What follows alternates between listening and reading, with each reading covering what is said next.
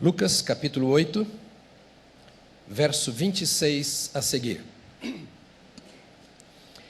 Então rumaram para a terra dos Gerazenos, fronteira da Galileia.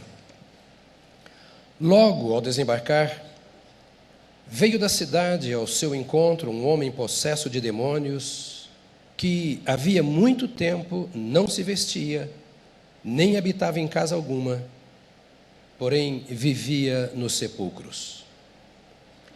E quando viu a Jesus, prostrou-se diante dele, exclamando e dizendo em alta voz: Que tenho eu contigo, Jesus, Filho do Deus Altíssimo? Rogo-te que não me atormentes. Porque Jesus ordenara ao espírito imundo que saísse do homem, pois muitas vezes se apoderara dele. E embora procurassem conservá-lo preso com cadeias e grilhões, tudo despedaçava e era impelido pelo demônio para o deserto. Perguntou-lhe Jesus: Qual o teu nome? Respondeu ele: Legião, porque tinham entrado nele muitos demônios. Rogavam-lhe que não os mandassem sair para o abismo. Ora, andava ali, pastando no monte, uma grande manada de porcos. Rogaram-lhe que lhes permitisse entrar naqueles porcos, e Jesus o permitiu. Tendo os demônios saído do homem, entraram nos porcos, e a manada precipitou-se despenhadeiro abaixo, para dentro do lago, e se afogou. Os porqueiros, vendo o que acontecera, fugiram e foram anunciá-lo na cidade e pelos campos.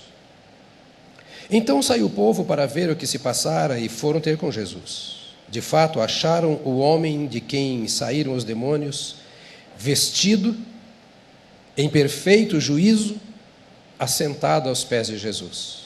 E ficaram dominados de terror. E algumas pessoas que tinham presenciado os fatos contaram-lhes também como fora salvo o endemoniado. Todo o povo da circunvizinhança dos Gerazenos rogou-lhe que se retirasse deles, pois estavam possuídos de grande medo. E Jesus, tomando de novo o barco, voltou. O homem de quem tinha saído os demônios rogou-lhe que o deixasse estar com ele. Jesus, porém, o despediu, dizendo: Volta para casa e conta aos teus tudo o que Deus fez por ti. Então, foi ele anunciando por toda a cidade todas as coisas que Jesus lhe tinha feito. Ore ao Senhor e diga: Senhor, fala comigo esta manhã.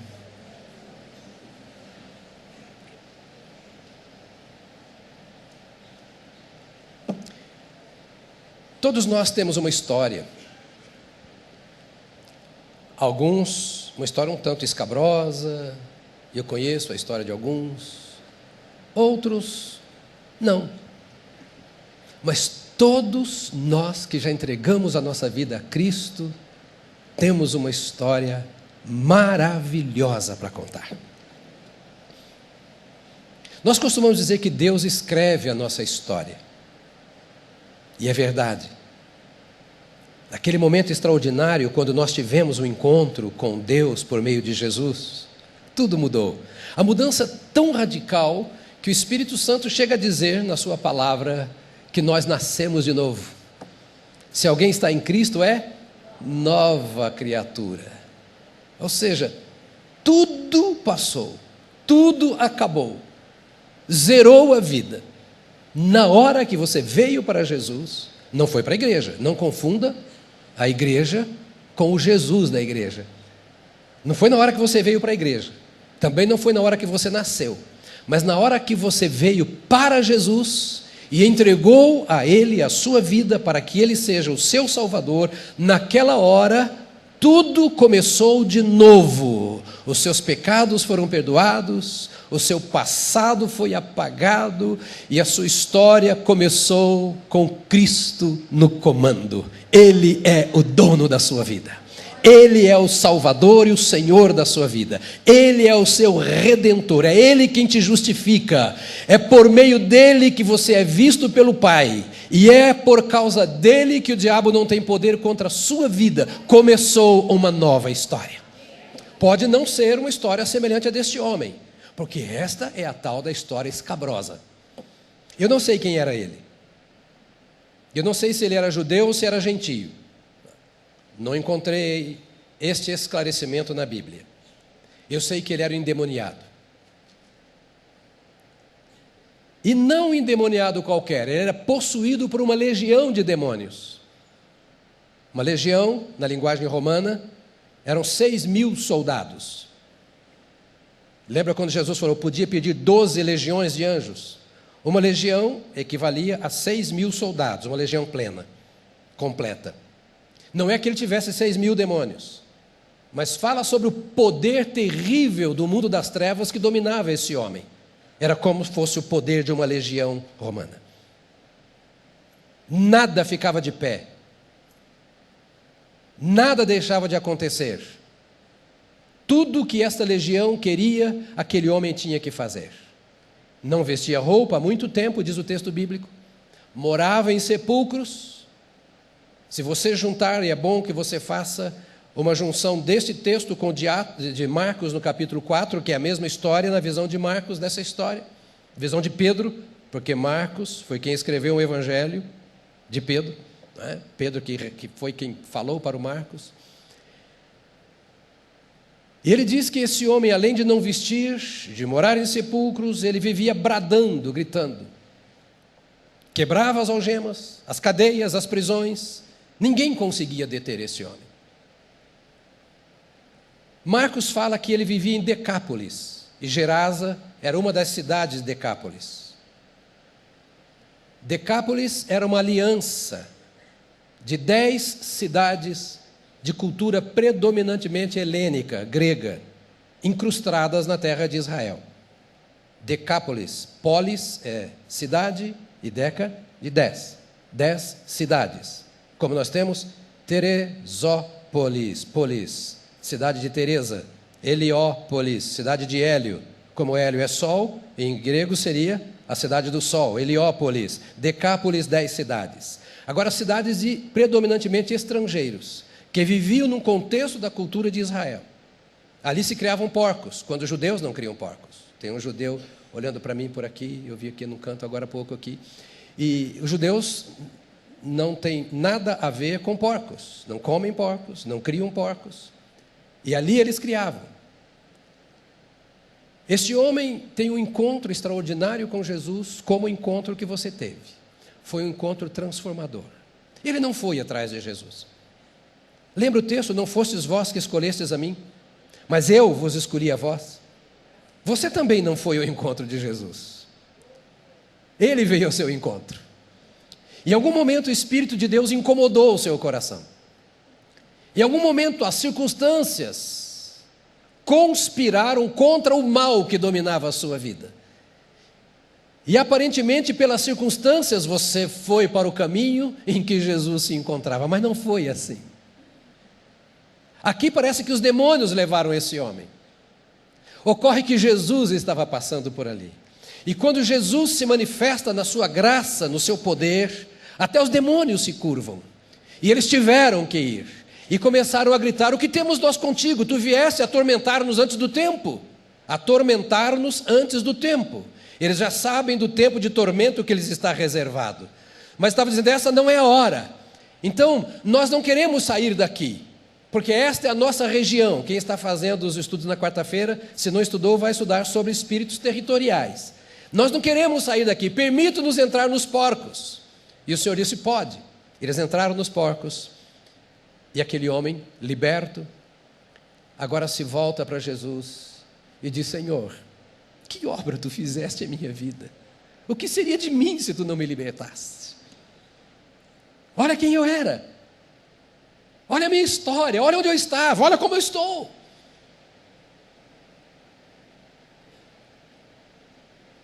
Deixa-me seguir-te. Eu quero entrar no barco que tu estás, porque isto aconteceu logo depois em que Jesus acalmou a tempestade. Foi logo a história, os discípulos ali no barco, a tempestade, Jesus acalma o vento, as ondas, e chegaram para o outro lado, onde Jesus falou, vamos para o outro lado, e lá do outro lado encontraram essa história. Agora eu quero voltar contigo nesse barco, porque eu tenho uma história para contar. Eu quero chegar onde tu fores e dizer, eu sou o Gerazeno, dominado por demônios, que fui liberto por Jesus. A minha história era assim, Senhor, eu tenho uma linda história, deixa eu contar lá. Senhor, tu tens aí um Tomé que é meio fraco na fé, e eu quero estar andando do lado do Tomé, porque quando a fé dele enfraquecer, eu quero dizer, Tomé, olha para mim, quem poderia ter feito isso por mim se Jesus não tivesse feito, Tomé?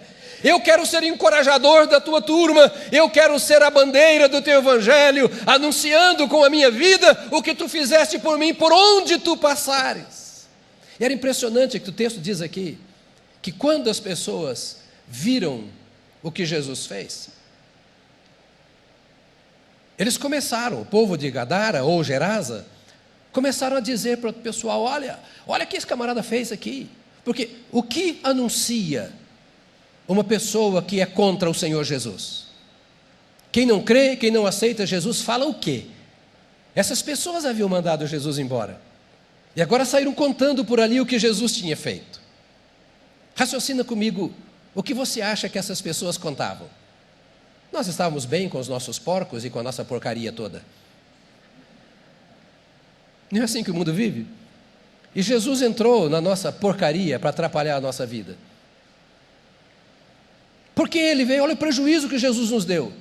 Diga para quem está ao seu lado, Jesus dá prejuízos.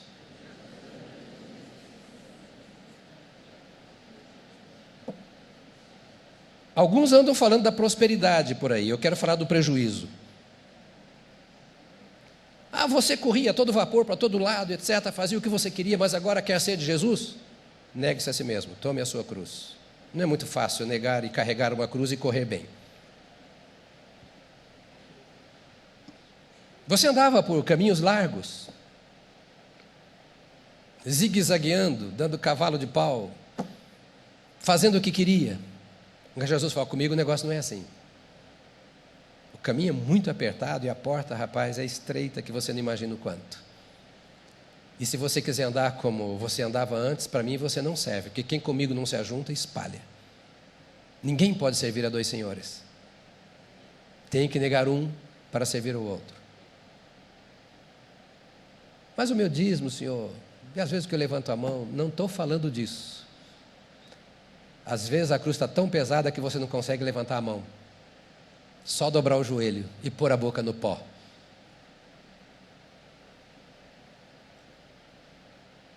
Mas esse Jesus entrou na nossa Gerasa, ou na nossa Gadara, que é a mesma cidade, com nomes diferentes. E fez o que fez. Trouxe um prejuízo, nós perdemos 2.000 porcos. Está escrito em Marcos. 2.000 porcos. Em Belo Horizonte, quando chegamos da Amazônia, encontramos uma família que tinha chegado daqui para lá. Estavam morando muito mal, numa edícula, paupérrima, bloco sobre bloco, sem acabamento interno, sem porta, sem janela, com aquelas lonas pretas de construção. E eu os conheci porque ela era crente, eles eram crentes. E uma vizinha ficou endemoniada, que ela foi pregar o evangelho e pediu para eu ir lá expulsar o demônio. Então eu fui para lá para expulsar o demônio da moça e conheci a família, entrei na casa e vi.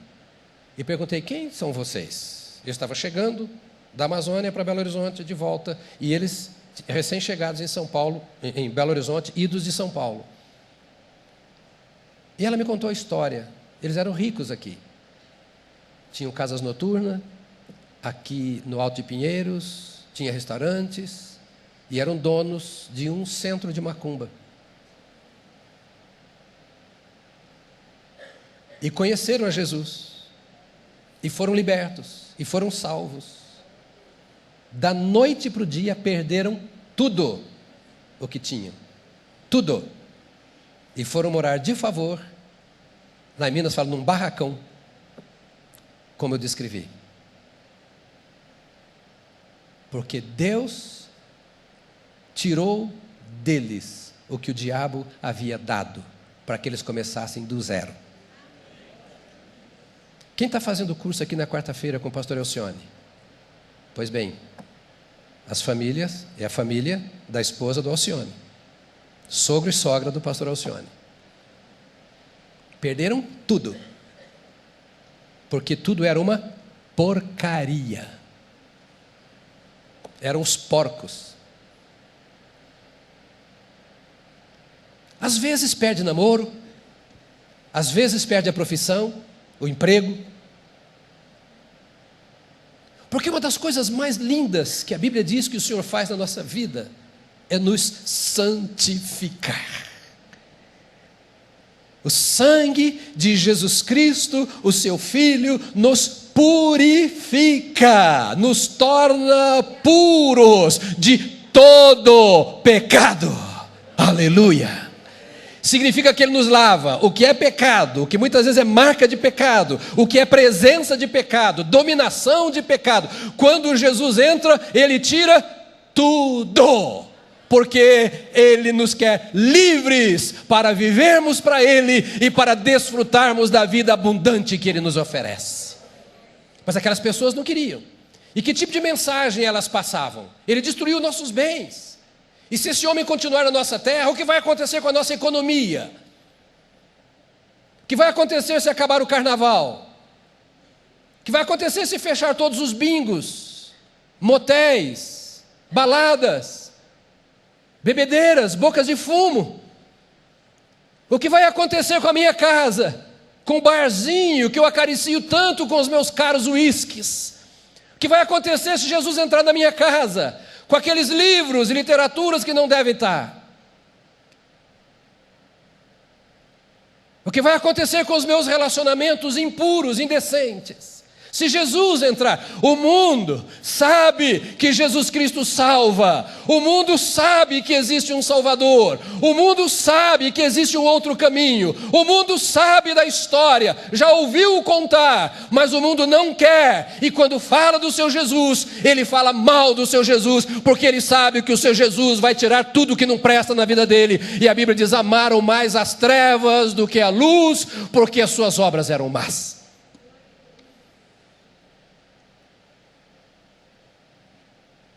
Mas havia outras pessoas que estavam ali, diz o texto, que ficaram admiradas de ver aquele homem. Elas estavam apavoradas, cheias de terror, elas conheciam a história do homem. E diz o texto aqui que elas então começaram a contar como é que foi a história. Nós estávamos aqui, nós vimos. É o texto que nós acabamos de ler de Lucas. Esse homem era assim, nós vimos o que Deus fez na vida dele. Nada tinha acontecido na vida delas, mas elas tinham visto o Senhor fazer na vida de outros. E se temos ao nosso lado pessoas que não querem que o Senhor faça obra alguma, que só veem aquilo que o Senhor exige que a gente abra a mão, porque tem crentes que só pregam o evangelho assim, você tem que parar de beber, tem que parar de fumar, tem que parar de... O evangelho que eles conhecem é isso, tu tem que parar. Ou seja, parou de fazer isso, já está salvo. Mas tem aqueles também que viram o que Jesus fez, ficaram admirados, espantados. Olha, o meu filho era assim, mas depois que ele entrou para a lei dos crentes, tudo mudou. Meu casamento era assim, mas depois que a minha mulher, ele não se converteu não, mas depois que a minha mulher se converteu, mudou tudo. São aqueles que não foram tocados diretamente pela obra de Deus, mas reconhecem que Deus fez alguma coisa. O coração é tão duro que mesmo reconhecendo, não se curva diante do Senhor. Mas eles contam o que o Senhor fez, era esse grupo. Esse homem não. Esse homem tinha uma história para contar. Quantos aqui já entregaram a sua vida a Jesus? Aleluia. Você tem uma história para contar. Eu não conheço a sua história, talvez. Mas você tem uma história para contar. Você se lembra o dia em que Jesus entrou na sua vida? Com certeza você se lembra de o que te levou para lá. O que fez você ouvir o Evangelho? O que despertou a sua curiosidade em relação à Bíblia e às coisas de Deus? Às vezes uma angústia profunda, um vazio terrível, uma perda, um medo, uma curiosidade ou uma fome, uma sede. Há tanta coisa que acontece, porque Deus é Pai e Ele conhece a linguagem dos filhos. Vocês sabem que eu tenho tão poucos filhos e netos, e eu procuro compreender a linguagem de cada um para dialogar com eles. E Deus é assim também. Ele conhece a sua linguagem e sabe como te alcançar. E ali Ele começou a história da sua vida. E por causa dessa história, talvez você tenha tido o desejo de ir para um seminário, fazer teologia e ir para o campo missionário. Todo crente novo quer ir para o campo missionário. Todo crente novo quer fazer missões.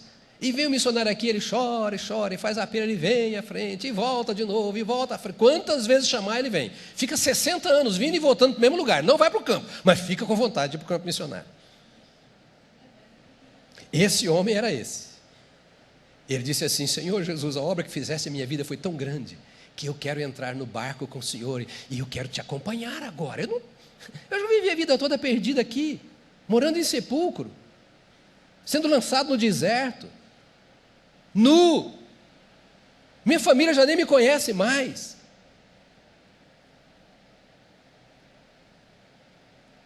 Deixa eu ir com o Senhor. O que o Senhor disse? Vem, bem-vindo, segue-me. O que o Senhor disse para ele?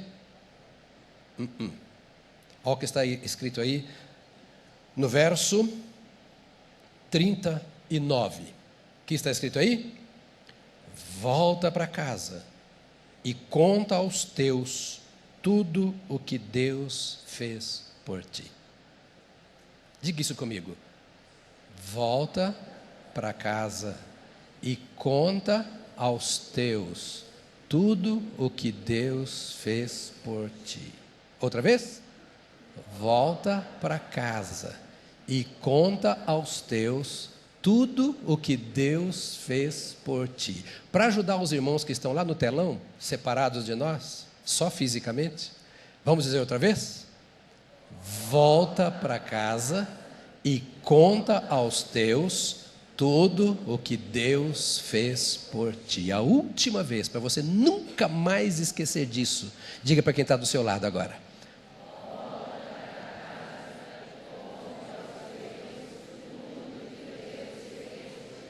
O que você entendeu disso? Nada. Volta para casa e conta aos teus tudo o que Deus fez por ti. Tem que entender outra coisa? Não, volta para casa e conta aos teus tudo o que Deus fez por ti.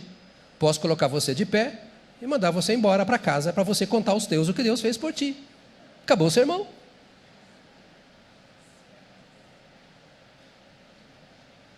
Quantos de vocês estiveram aqui 2 domingos atrás? Porque tem alguns que são fiéis, que eu sei que estão mesmo. Quem esteve aqui domingo passado? Quem está aqui hoje? Alguns estão em dúvida ainda, né? Não sei se eu estou aqui ou se eu estou no Itaquerão.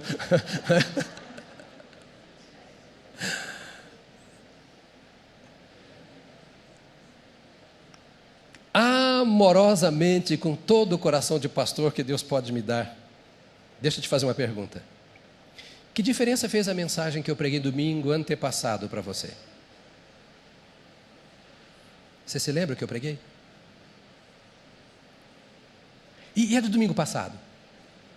Você se lembra que eu preguei? Que diferença fez?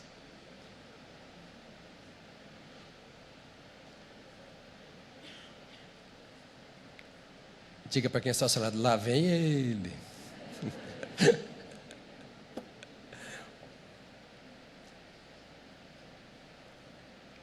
No domingo antepassado, eu preguei Mateus no capítulo 9. Lembra? Foi o dia do pastor? Eu preguei tentando responder a uma pergunta: como eu posso agradar o coração do meu pastor? do supremo pastor, o pastor dos pastores. Capítulo 9, verso 35 de Mateus, diz que ele andava pelas ruas, curando enfermos, expulsando demônios, pregava o evangelho do reino, etc. Tinha misericórdia e compaixão deles. E eu disse, se você quer agradar o coração do seu sumo pastor, em primeiro lugar você tem que ver as pessoas do jeito que ele vê. Ele as via como desgarradas e errantes. Não era o mendigo, o ladrão, o presidente, o governador, o senador. Foi achado ou ainda é perdido? Ovelhas desgarradas e errantes. Ovelha desgarrada é aquela que está separada do grupo de ovelhas. Ela é ovelha, está lá separada. E errante é aquela que ficou tão separada que já não sabe mais aonde está, nem como voltar. Ver as pessoas do jeito que Jesus vê. Não é pelo dinheiro que ela tem, pela profissão que exerce, se é meu chefe ou meu subordinado, se é meu cônjuge ou filho, mas é saber se é uma ovelha que está desgarrada ou ovelha errante, desviada. Depois de ver como Jesus vê, eu disse que nós precisamos ter pelas pessoas o mesmo sentimento que Jesus teve e tem, de compaixão. Depois eu disse que nós precisamos falar para as pessoas as mesmas coisas que Jesus fala. Precisamos substituir a nossa conversa. Antes falava aquilo que a novela diz, o que o filme diz, o que a televisão diz, a política diz, a economia diz. E nós não somos alienados, mas nós temos uma mensagem que transforma. Porque tudo isso que eu falei até agora, todo mundo fala. Mas o crente fala alguma coisa que muda a vida. E a única coisa que muda a vida é a mensagem do Evangelho. O Evangelho do Reino. Eu disse então que o nosso dever é falar o que Jesus fala. E Jesus fala o Evangelho do Reino. Depois eu disse que nós devemos orar como Jesus ora. Ele orava assim, Senhor, envia obreiros para a tua seara. Mas ele era o primeiro obreiro. Por isso ele mandava orar assim. Se rendia a Deus. E eu disse naquele dia que nós devemos usar a mesma estratégia que Jesus usava. Capítulo 10 de Mateus. Qual é a estratégia? 2 a 2, de casa em casa. Fala, eu sou testemunha de Jeová. E não é não? É você que é. É você que é. Porque você que foi alcançado pelo Senhor, por Jeová. É você que tem uma história para contar. Você que sabe o que Deus fez na sua vida. E domingo passado, eu disse a vocês que nós precisamos levantar um outro tipo de crente. Aquele crente que não está acomodado ao banco, que não se satisfaz com vir à igreja, dar o dízimo, dar a oferta, mas aquele crente que se levanta para ministrar.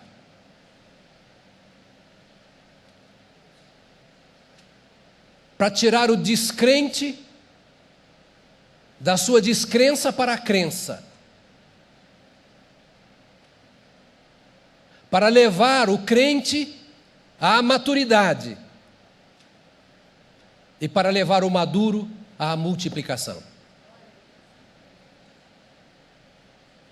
Porque eu disse que o objetivo do Senhor é esse. Eu vos escolhi. Diga, eu sou um escolhido do Senhor. A outra tradução diz, eu vos elegi. Eu disse que nós ficamos muito bravos com os nossos políticos, que nós elegemos quando eles não fazem aquilo para o que foram eleitos. E qual é o sentimento que há no coração do Senhor quando nós não fazemos aquilo para o que nós fomos eleitos? Eu vos escolhi, eu disse domingo passado, para que vades e deis fruto, e o vosso fruto permaneça. E fruto é multiplicação, e é coisa de maduros. Eu disse que criança não se multiplica. Que para você se multiplicar, você tem que ter intimidade. Sem intimidade com Deus não se multiplica. Tem que ter maturidade. Eu disse que doentes não podem gerar filhos. Tem que ter saúde em Deus. E nós fomos eleitos para isso. Esse sentimento nasceu no coração desse homem naturalmente, na hora que ele foi liberto. Porque pregar o Evangelho é um sentimento natural na vida de quem nasceu em Cristo. Paulo diz em 1 Coríntios, olha gente, aprouve a Deus salvar o mundo pela loucura da pregação. 1 Coríntios 1, 21. Aprouve a Deus salvar o mundo pela loucura da pregação. Ou seja, isso para o mundo é loucura. Mas para aquele que foi salvo, ele diz, eu sei onde eu estava. Eu sei o que eu era. E olha o que Deus fez por mim. E eu sei que isso é tão louco aos olhos do mundo, que eu quero dizer ao mundo que ele precisa experimentar isso.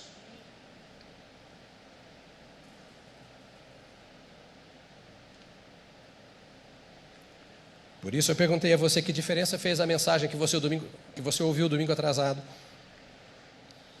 Que diferença fez no seu comportamento a mensagem que você ouviu domingo passado? Porque hoje eu estou pregando a mesma coisa. Sabe por que eu estou pregando a mesma coisa? Porque eu quero que faça diferença na sua vida. Porque eu quero que o seu pastor olhe para você, aquele que te libertou olhe para você, e que ele tenha o direito de dizer para você que você não vai fazer o que você quer, mas que você não se sinta no direito de dizer para ele que você não vai fazer o que ele quer que você faça. Ele pode dizer para você, isso você não vai fazer não, mas você não pode dizer para ele, isso eu não vou fazer não, Senhor, se de fato você foi salvo.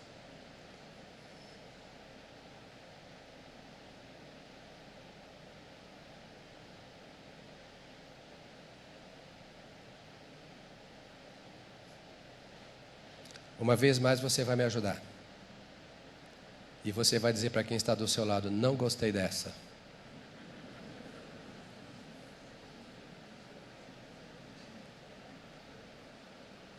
O que movia esse homem a fazer esse pedido a Jesus?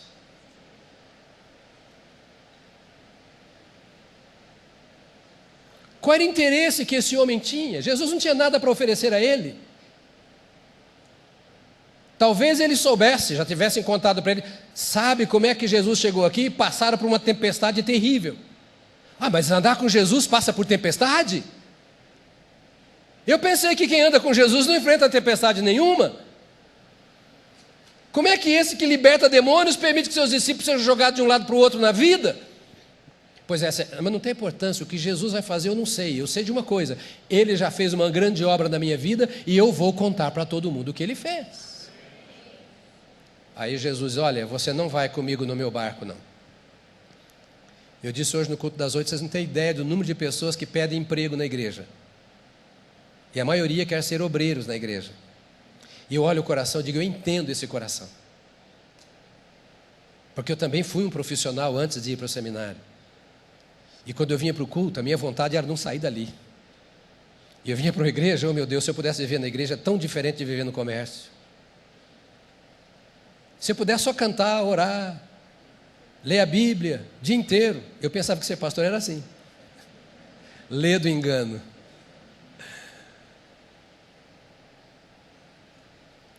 Porque quando nós dizemos, Senhor, eu quero ser testemunha perante Tomé, é que na verdade nós queremos estar só dentro do barco, só dentro das quatro paredes, com Jesus na frente, e a gente ali uns ao lado dos outros. Nós esquecemos dos endemoniados que estão lá fora. Esquecemos dos gadarenos que estão lá fora, daqueles que acusam e condenam a Jesus e as suas obras, daqueles que falam do que Jesus faz, mas não têm experiência nenhuma com ele, e tanto uns quanto outros ainda podem vir a experimentar Jesus Cristo se nós formos até eles. Então Jesus disse para aquele homem, não. O evangelista Lucas, o médico, né? Dr. Lucas, escritor do Evangelho de Lucas, ele é bem firme no que diz. O homem de quem tinham saído os demônios rogou-lhe que o deixasse estar com ele. Jesus, porém, o despediu.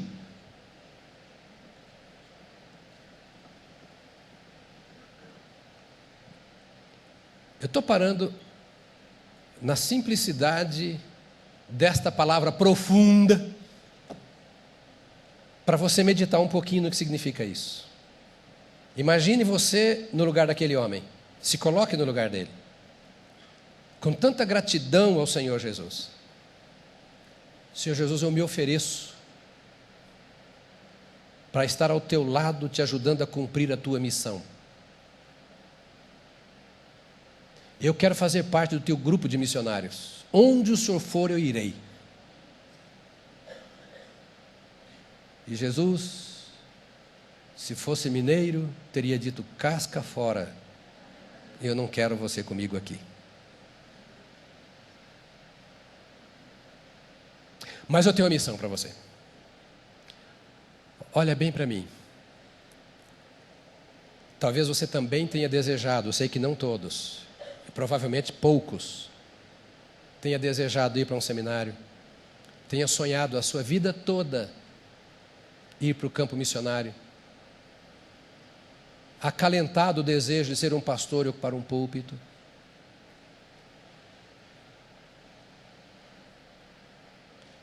É um sentimento lindo e nobre. Eu gostaria que todos vocês saíssem daqui para o campo missionário. Você não faria falta nenhuma para mim.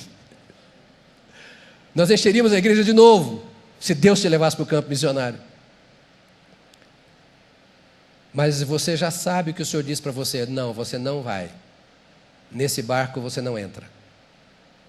Aí você diz: então, também, Belém, Belém, nunca mais estou de bem. O Senhor fica para lá e eu para cá, vou viver minha vida. Agora eu vou trabalhar, vou casar, vou igual pastor, ter 4 filhos, 5 filhos, 6 filhos, 7 filhos. Não vou viver minha vida, esqueço. Ainda vou ficar na igreja dando trabalho. Já fiz teologia, não concordo com isso, não concordo com aquilo. Olha, eu tenho uma boa notícia para você. Jesus disse para aquele homem: comigo você não vai, mas olha o que você vai fazer. Repete comigo: volta.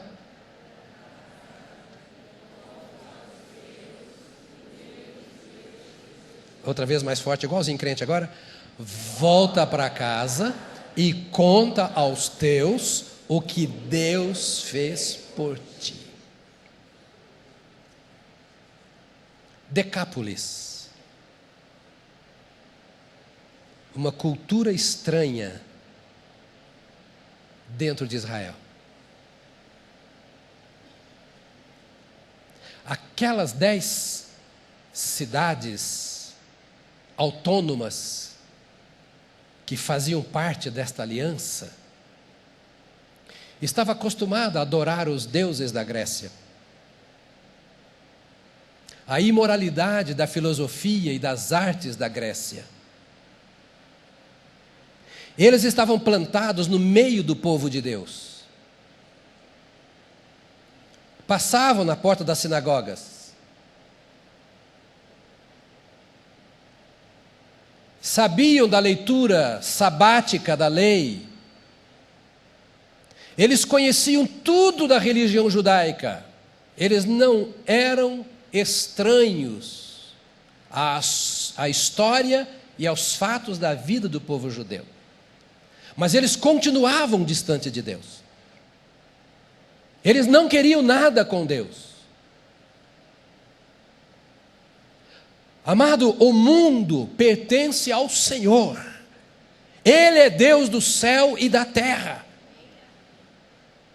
Ninguém é mais dono deste mundo do que você, porque você é filho do Criador e Senhor do mundo.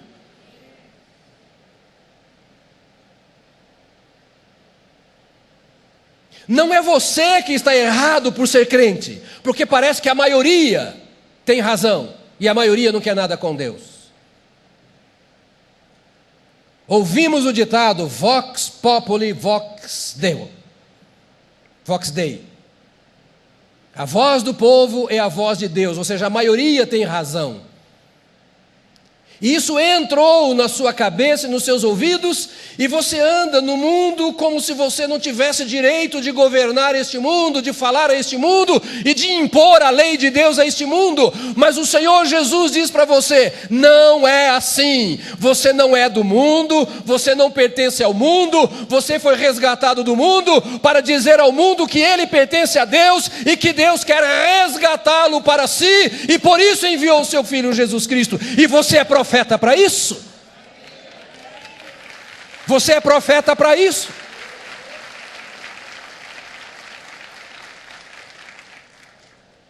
Agora, Deus escolheu uns para estar no púlpito, outros para estar na sala de aula do seminário como mestres, outros para serem apóstolos, estarem plantando igrejas por aí, outros para serem profetas, para fortalecer as igrejas que foram fundadas pelos ministérios apostólicos e evangelísticos. E outros estão assentados nos bancos da igreja. Alguns já entenderam o recado, outros ainda não. Mas o recado de Deus para os que entenderam e que não entenderam, e que precisam sair daqui entendendo hoje, é este: volta para casa. Você não foi para o seminário. Você não está com a Rosa no Timor-Leste. Você não está com a Isabel em Tóquio, no Japão. Você não está com o Herbert e a Desirê lá na Guiné-Bissau. Você não está com a nossa equipe de missionários lá no Nordeste. E também não está no corpo de obreiros da Igreja Batista do Povo. Mas você é um missionário. Jesus precisava de um missionário em Decápolis. Jesus precisa dos missionários em São Paulo. E aí ele diz: volta para a tua casa, ou vá para a tua casa e conta aos teus. E ontem eu me debrucei um bom tempo com algumas versões no grego para entender bem outra vez a questão da casa. E ali é novamente a expressão oikos, que você vê naquele painel que está há 1 ano na parede lá na entrada. Volta para o teu oikos e conta aos teus o que Deus fez por ti. Oikos é a tua família. Oikos são os próximos de ti. Oikos é o teu povo, que pode ser entendido como tua raça, tua etnia, tua nação. Aquele que tem a tua cultura, aquele que fala a sua linguagem. Você não é um missionário para outras culturas. Você não vai para missões estrangeiras. Mas você é um missionário. Quando ensinamos de missões, teólogo tem mania, é técnico, né? M1, M2, M3. O cara fala M1, M2. Fala de missões assim. M1 é dentro da sua cultura.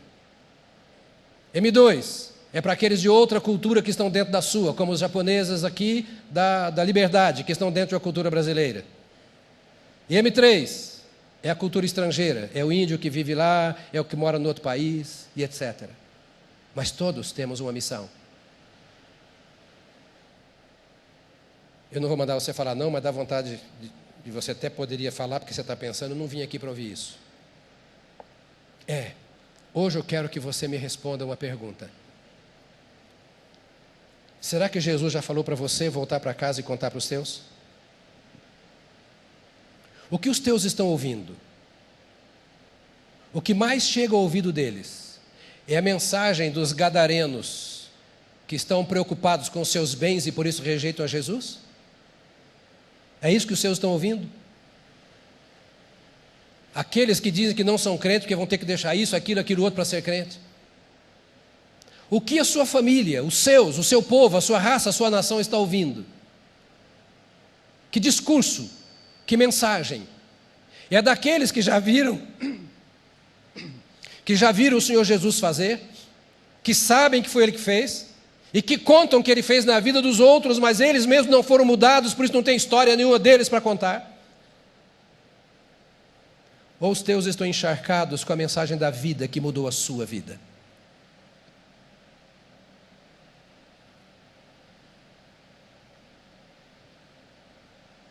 Para quantas pessoas você já pregou depois que você ouviu a mensagem de domingo antepassado? De domingo passado? Com que cara você vai voltar aqui domingo que vem?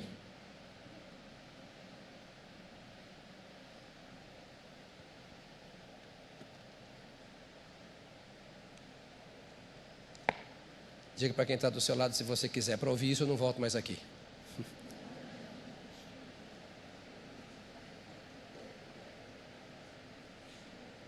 Olha para mim, eu estou encerrando já antes do horário, hein? Porque me ensinaram que a gente não pode bater muito. Dá ferida.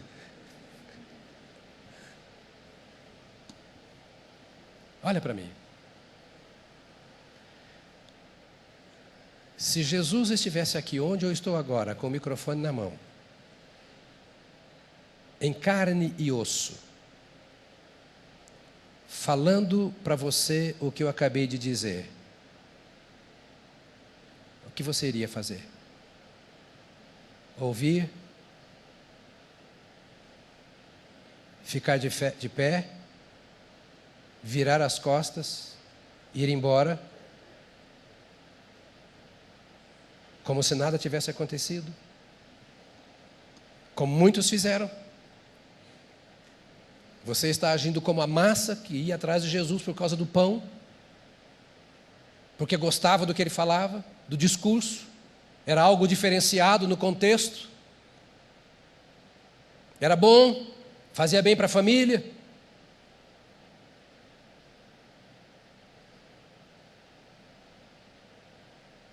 Ou você iria se apresentar ao Senhor e dizer: Senhor, eu não merecia o que o Senhor fez por mim, nem ouvir o que o Senhor fala eu mereço, mas o Senhor fez e está fazendo na minha vida. O Senhor falou comigo e o Senhor está falando, e eu vou te obedecer. Não espere o Senhor Jesus vir em carne e osso aqui. Ele não pediria para orarmos para que o Senhor da seara mandasse obreiros para a seara, se ele se responsabilizasse por estar em todas as igrejas em carne e osso falando. Ele não iria levantar os dons e os ministérios, apóstolos, profetas, evangelistas, pastores, mestres. Não iria levantar a liderança na igreja se os crentes precisassem vê-lo.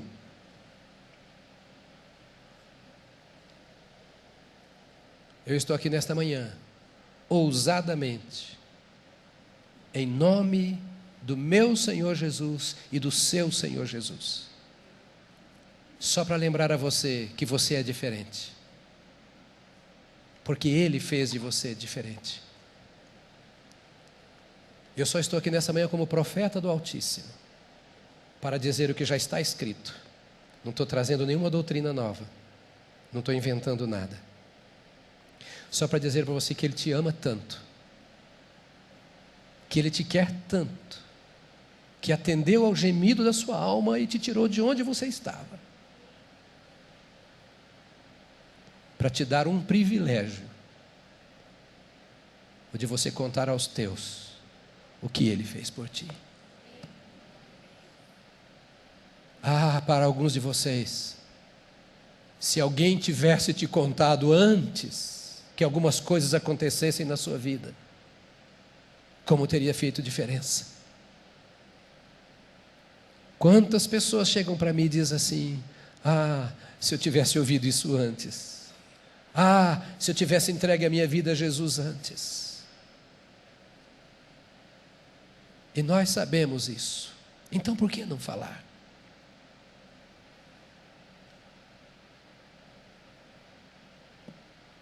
Encerro dizendo: eu quero ver esta casa cheia como está agora, e se possível em todos os cultos mais do que temos aqui agora. Mas eu não quero divertir ninguém. Percebe o meu coração, querido? Eu não quero divertir você. Eu não quero trazer discursos afinados. Eu não quero fazer shows aqui. Eu não quero passar um tempo com você aqui. Não é essa a razão por que nós fomos salvos. Isso aqui é um quartel. E o Senhor Deus mandou-me dizer isso por 3 vezes aqui, que aqui é apenas o quartel-general. Já contei, quem já veio para a reunião de oração comigo aqui sabem da história. Você está aqui para ser treinado, capacitado, estimulado a fazer não o que a igreja quer, mas o que a igreja tem que fazer, porque foi Jesus que mandou fazer. Eu queria que você ficasse de pé nesta hora. E antes de orarmos, ninguém saia, diga para o irmão, ainda falta 15 para meio-dia, fala para ele. Nunca dantes nesta igreja aconteceu um fato desse. Acho que o avivamento está chegando.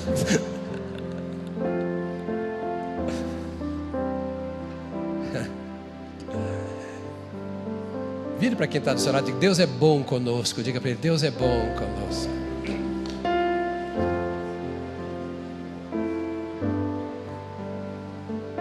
Nada disso seria dito a você nesta manhã, se você não merecesse crédito.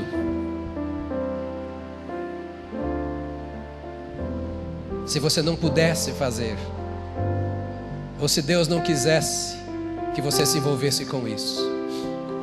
Mas não há acepção de pessoas. É sobre isso que vamos orar. Porque nessa empreitada não há neutros. Não há neutros. Isso aqui é como o jogo que você vai ver amanhã. Porque hoje acho que você vai ligar para alguém e tal. Não é que você não possa ver o jogo não, que eu já vi carros nossos cheios de bandeirinha por aí, né? Talvez alguns já estejam até lá do Itaquerão agora, por isso não estão aqui. Mas é o seguinte, você já entrou em campo. Jesus já te pôs aí. O negócio agora é jogar, meu filho. Você faz parte da seleção do céu. E não tem neutro. Cada um conforme o dom que recebeu de Deus. Cada um na sua linguagem, na sua experiência. Mas você vai anunciar aos seus, ao seu oikos. Deus te chamou para isso.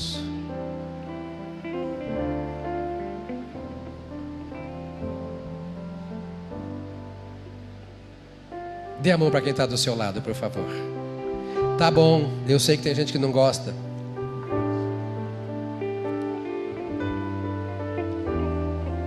Mas eu não acredito que você não goste. Porque você sabe que eu vou fazer isso mesmo. E você vem. Pergunta o nome desta pessoa que está ao seu lado.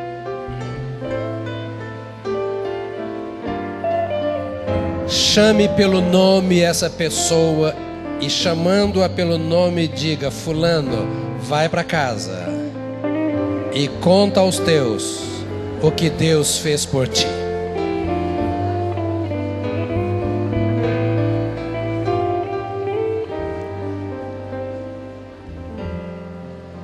O que Deus fez.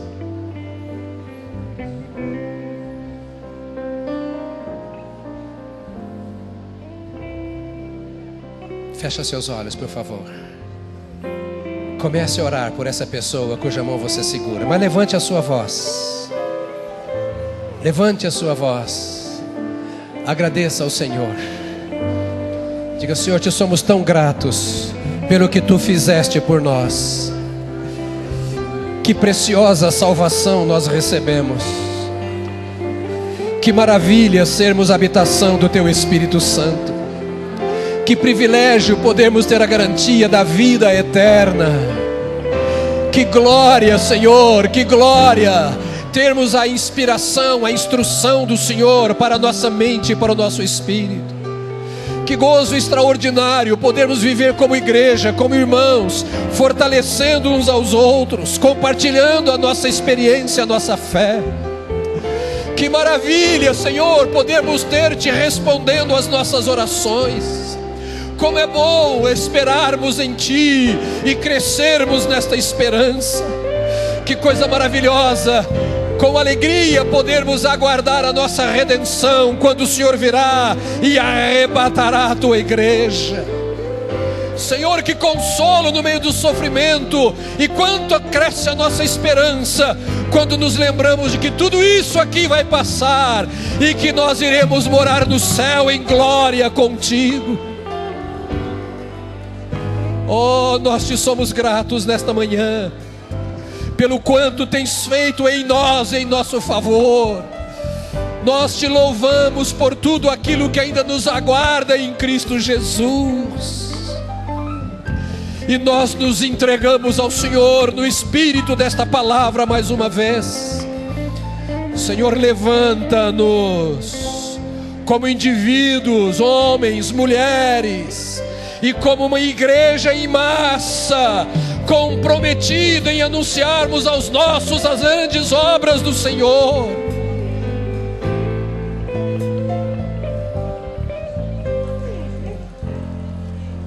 Ó Espírito de Deus, desperta teus filhos e filhas, que já são eleitos pelo Senhor, nomeados pela tua misericórdia e graça.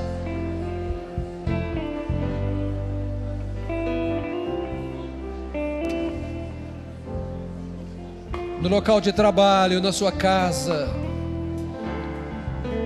quando estiverem nos seus contatos de amizade, nos seus lugares de diversão, na sua escola. Ó Deus, que a boca dos teus servos manifeste a tua voz e que nós façamos diferença nesta terra. Obrigado por esta santa vocação, glorioso chamamento, por esta eleição que vem desde antes da fundação do mundo, da qual cada um de nós aqui faz parte. Espírito Santo de Deus, tu que habitas nestes corpos que são templos teus, incendeia a chama do avivamento,